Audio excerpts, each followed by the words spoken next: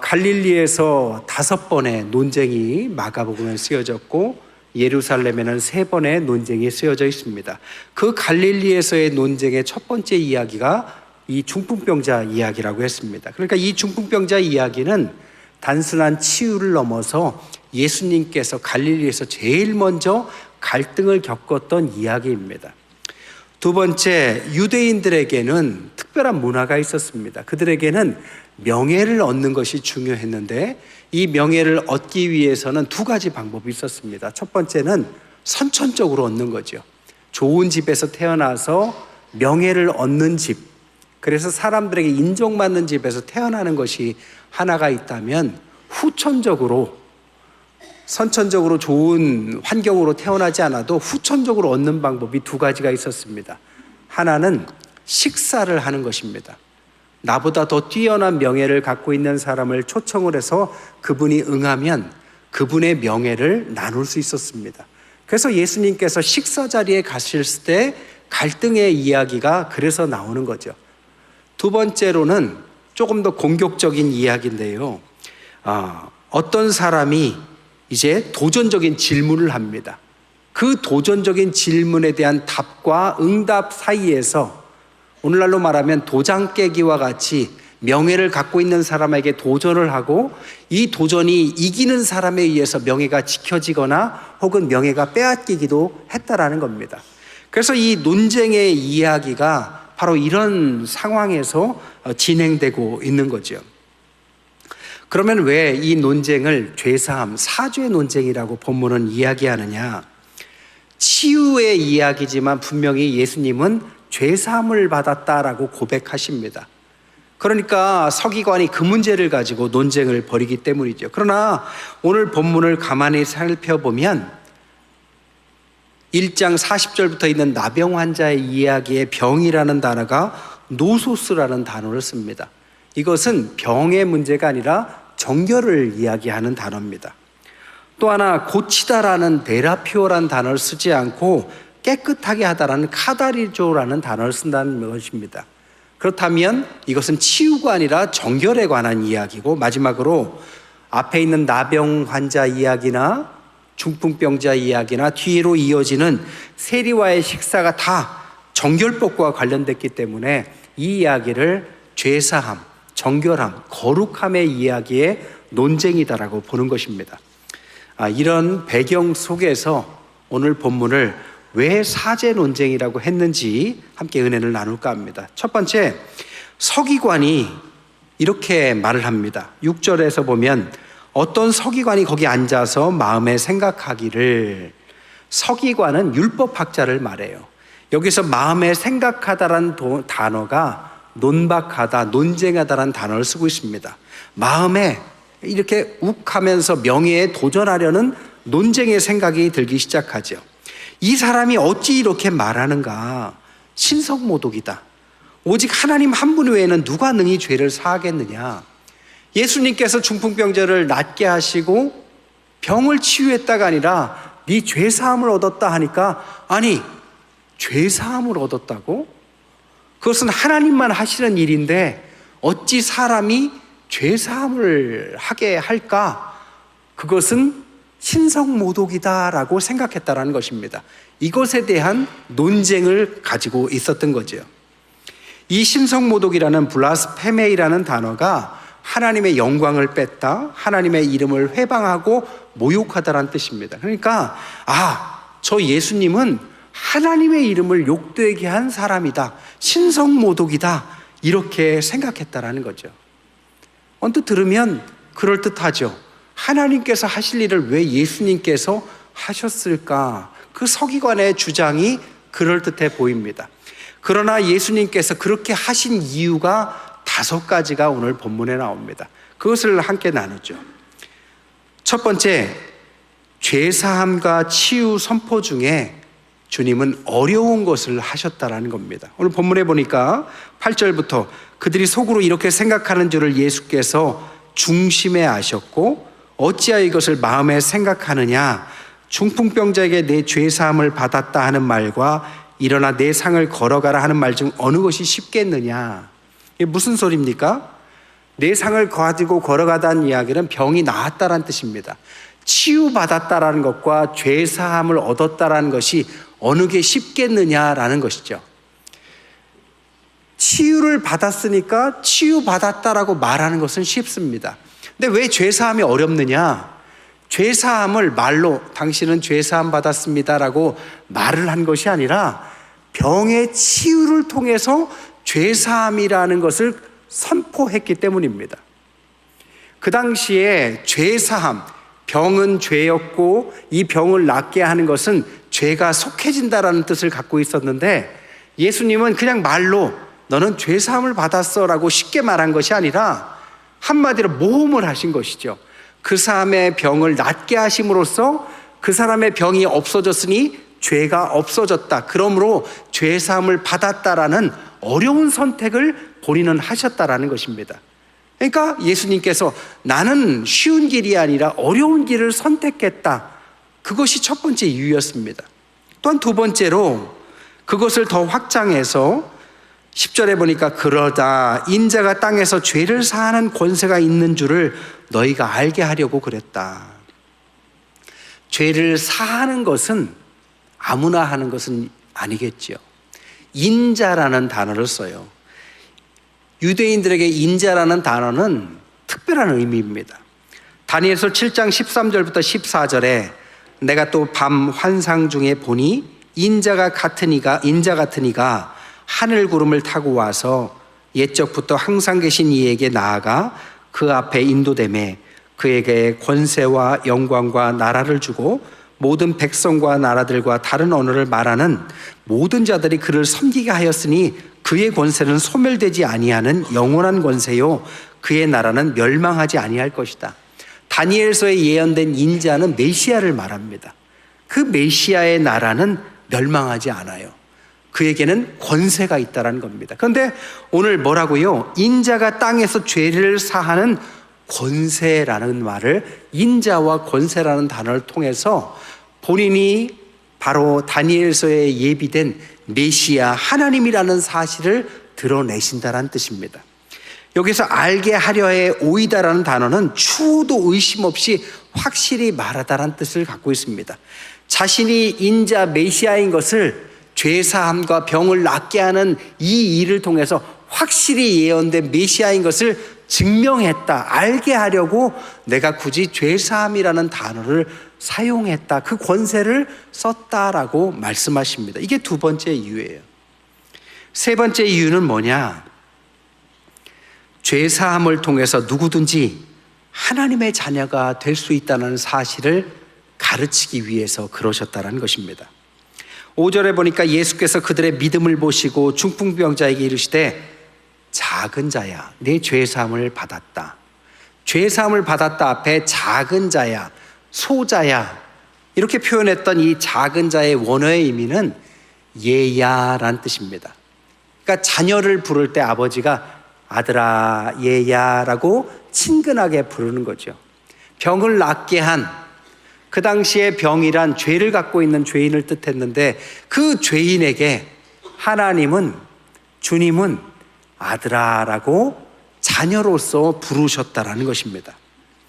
결국에는 아들아라고 부르셨다라는 그 자체에서 모든 죄가 속하고 하나님의 아들로 격상됐다라는 의미를 내포하고 있는 거죠.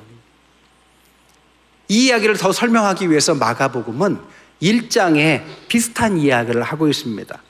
예수님께서 공적 생애를 시작하시면서 제일 먼저 받으실 필요가 없었지만 세례를 받으시죠. 세례요한에게 세례를 받을 때 하늘에서 하늘문이 열리고 1장 11절에 뭐라고 하느냐? 너는 내 사랑하는 아들이다 라고 하나님께서 그를 하나님의 아들로 인정하십니다. 그 이야기가 있고 나서 오늘 2장입니다. 죄인이에요. 주님께 나아가기를 꺼려하고 스스로 나아갈 수 없을 만큼의 환자입니다. 그의 친구들이 그를 이끌고 가고 땅이 막혀 있으니 지난주에 말씀드린 것처럼 저 지붕 하늘을 뚫고 내려왔어요. 여러분, 예수님은 하나님의 아들이십니다. 저 하늘에서 이 땅에 오신 분이죠. 근데 오늘 똑같이 비슷하게 지붕이 뚫리고 하늘에서 죄인이 내려왔습니다. 그 죄인을 예수님께서 아들아라고 말했다라는 것입니다. 즉 하늘에서 내려온 하나님의 아들 예수님, 그리고 지붕을 뚫고 하늘에서 내려온 하나님의 자녀 중풍병자, 그가 아들이 됐다. 그래서 죄가 없이 이제 하나님의 자녀가 됐다라는 것을 선포하셨다라는 것입니다. 어디 글에 보니까요, 이런 말이 있어요. 하나님께서 예수님께 처음 하신 말이 금방 읽어드린 마가복음 1장 11절에 너는 내 사랑하는 아들이다 라는 확신의 말씀이셨습니다. 그런데 여러분, 마귀가 예수님께 찾아와서 첫 번째 한 말이 뭔지 아세요? 내가 만일 하나님의 아들이거든 이라는 의심의 말이었습니다. 하나님은 그의 자녀를 찾으시는 분입니다. 사단은 하나님의 자녀임에도 불구하고 그 자녀를 잃어버리게 만드는 존재입니다. 오늘 중풍병자는 환자예요. 죄인이라고 생각해요.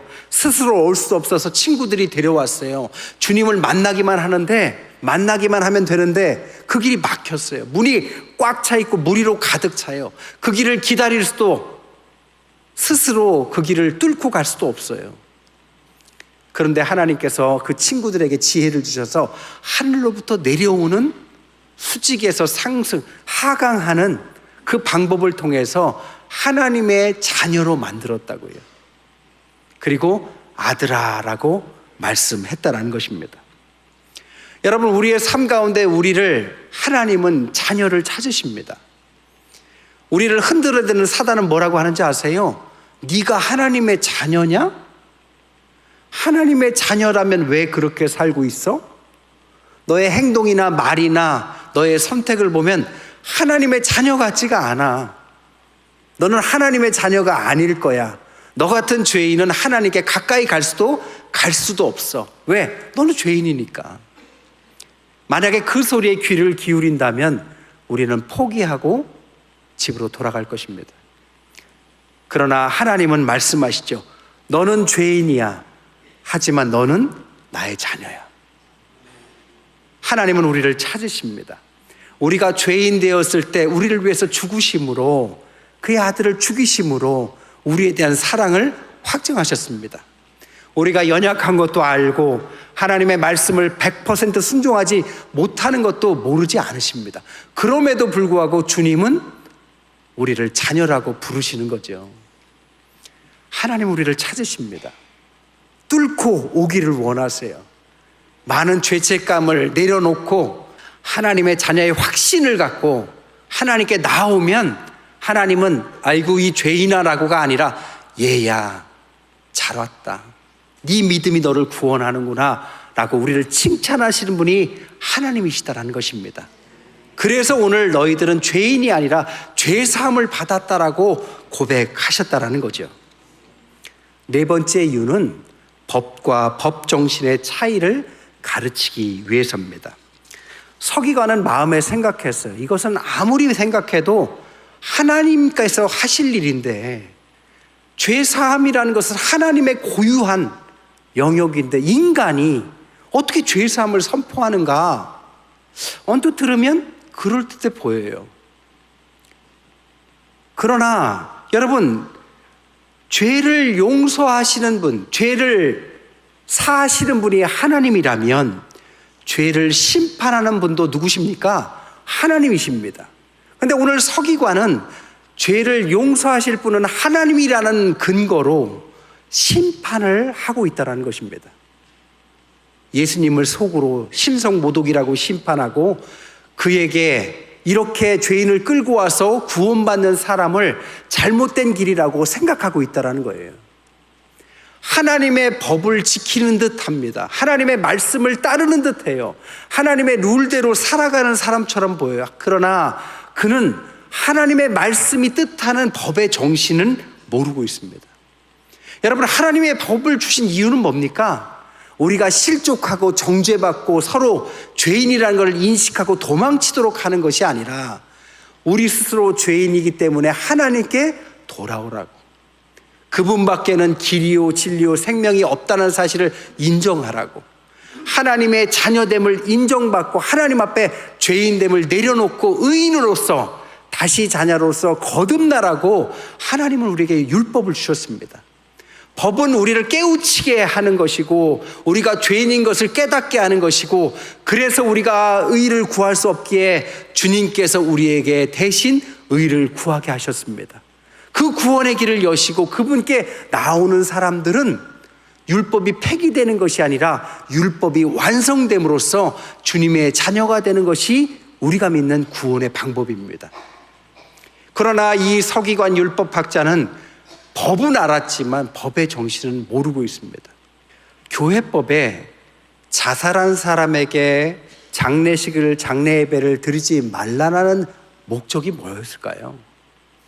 자살한 사람은 마귀짓이니까 지옥 갈 거야. 그러니까 당연히 장례 예배는 드려주면 안 돼. 원래 취지가 그런 거였을까요? 저는 그 반대라고 생각해요. 오히려 사람들이 여러 가지 살다 보면 어려운 일이 있고 죽고 싶은 마음이 들 때 죽지 마라. 네가 죽으면 교회에서 장례 예배도 안 해줄 거야. 그러니까 죽지 마라. 어찌 말하면 협박성 같은 그 법을 통해서 죽고 싶은 마음을 좀 멈추라는 목적에서 좀 만들어졌을 거라고 생각해요. 단지 정죄가 아니라 그를 죽이지 않고 살리기 위해서 법을 만들어 준 것입니다. 그러나 저 교회는 그 법대로 장례를 안 치러줬어요. 저는 지금 법을 어기자란 이야기를 하는 것이 아닙니다. 법의 정신이 무엇이었을까 생각해 보라는 거죠. 법의 정신이 뭘까요? 주님께서 율법을 주신 목적이 뭡니까? 우리가 죄인이니까 포기하고 죄 속에서 그냥 발왕방탕하면서 살고 끝내라는 목적입니까? 우리가 죄인이라고 인정받고 도망치라는 뜻입니까? 아니, 그 반대죠. 너희 스스로는 구원을 이룰 수 없다는 사실을 처절히 깨닫고 주님의 자녀로 돌아오라는 것입니다. 중풍병자가 그 길이 막혀 있으니까 틀렸다라고 실망하고 돌아가라는 것이 아니라 저 지붕을 뚫어서라도 하나님께 나아갈 수 있는 방법을 찾아라. 하늘에서 내려온 하나님의 자녀처럼 너도 저 하늘에서 내려온 죄인이지만 하나님의 자녀로 부름받은 사람이다. 그러니까 하나님의 법의 목적은 살리는 것입니다. 구원받게 하시는 것입니다. 여러분, 우리는 오늘날 얼마나 법의, 하나님의 말씀과 말씀의 법의 이 괴리 속에 살아갈까요? 우리가 얼마나 성경의 가르침을 왜곡해서 사람들을 죽이는 데 앞장섭니까? 사람들을 죽이는 데 앞장섰는데 그 근거가 뭐냐? 성경 말씀을 가지고 성경에 이렇게 쓰여졌으니까 너는 틀렸다. 이렇게 있으니 교회에 올 수 없다. 이렇게 했으니 너는 함부로 하나님께 구원받지 못한다라는 메시지를 너무나도 많이 남발합니다. 하나님의 법의 목적은, 말씀의 목적은 완전히 반대입니다. 세상에서 어떤 사람이라 할지라도 하나님께 나아갈 수 있고, 어떤 방법이라도 좋으니 하나님께 나아갈 수만 있다면 하나님은 기쁨으로 자녀를 맞아들일 만큼 가슴이 넓으신 분이고 우리의 아버지 되신 분이 하나님이다라는 사실을 가르치는 것이 하나님의 말씀의 목적입니다. 여러분, 말씀을 가지고 정죄하지 마세요. 말씀을 가지고 싸우지 마세요. 아직 미흡하고 죄 속에서 익숙한 분들이 방법을 몰라서 헤매일 때 정죄보다는 사랑을 가지고 다가가십시오. 하나님의 마음이 그것이고 하나님의 법의 정신이 그것입니다. 예수님께서는 그래서 그 죄인에게 죄사함을 얻었다라고 말씀하신 것입니다. 마지막 5번째는 희년의 복음을 선포하신 것입니다. 11절에 보니까 내가 내게 이르노니 일어나 내 상을 가지고 집으로 가라. 나았으니까 돌아가라, 이런 단순한 이야기가 아닙니다. 이 집으로 가라라는 의미가 유대인들에게는 특별한 의미로 다가옵니다. 왜냐? 집으로 돌아가라는 의미는 희년의 의미를 갖고 있기 때문입니다. 여러분, 희년이 뭐라고 그랬어요? 안식년이 7년인데 7년을 7번 완벽한 안식을 이루는 것이 50번째 희년입니다. 저희 교회가 올해가 희년이잖아요. 희년의 정신이 뭡니까? 이렇게 때로는 땅을 주고 살았는데 그것을 게으르거나 뭔가가 일이 잘 안 풀려서 뺏기거나 노예로 팔렸거나 한 사람은 구제할 수 있는 유일한 방법이 희년이었습니다. 희년에는 빚이 다 탕감받아요. 그리고 희년에는 땅도 다 돌려줍니다. 그리고 집으로 돌아가게 했어요. 노예로 팔려갔던 자식들도 다 돌려보냅니다. 누구에 의해서? 고엘이라는 제도, 그 모든 빚을 탕감해주는 어떤 영적인 고엘에 의해서. 여러분, 태어날 때부터 중풍병 때문에 얼마나 고달팠습니까? 죄인이라고 손가락질도 받았어요. 꼼짝달싹 못하고 침대에만 시간을 보냈습니다. 그러나 친구들이 와서 하나님의 마음과 뜻을 가지고 그는 주님께 나아갔고, 주님은 그를 기적과 같이 고쳐주시고, 게다가 죄가 없다라고 선포까지 하셨습니다. 집으로 돌아가는 길, 이 중풍병자의 얼굴과 이 마음을 한번 생각해 보세요. 너무나도 기쁠 겁니다. 이제 세상이 모두 자기 세상 같을 거예요. 여러분, 하나님의 백성의 마음이 이것이라는 것입니다. 누구도 중풍병자와 같이 죄인된 마음 가운데 세상을 방황하고 뜻한 바 일이 안 돼서 고달프게 병에 누워있지만, 하나님을 만나면 이 모든 것이 다 해결되고 죄사함을 받고 주님께서 허락하시는 그 기쁨의, 희년의 기쁨을 가지고 돌아갈 수 있다. 이 영적 고해를 예수님께서 해주셨다. 이것이 오늘 본문의 5번째 이유입니다. 말씀을 정리할게요. 12절에 그가 일어나 상을 가지고 모든 사람 앞에 나가거늘 그들이 다 놀라서 하나님께 영광 돌리고 우리가 이런 일을 도무지 보지 못하였다. 신성모독이라고 서기관은 아주 그냥 논쟁을 걸었는데, 아주 보기 좋게 예수님은 5가지 이유를 통해서 그를 코를 납작하게 했고 명예를 회복시키셨습니다. 살다 보면 우리가 세상에서 여러 가지 눌리고 뜻한 바대로 되지 않고, 정말 우리가 복음의 생명을 갖고 있지만 이 질서가 찾기까지는 너무나도 우리를 힘들게 하는 많은 요소들이 우리에게 도전을 합니다. 그러나 주님께서 승리하셨습니다. 주님과 함께하는 우리도 승리할 줄 믿습니다. 그 믿음을 가지고 기쁨과 자유로 나아가신 저와 여러분 되시기를 주님의 이름으로 간절히 축원드립니다.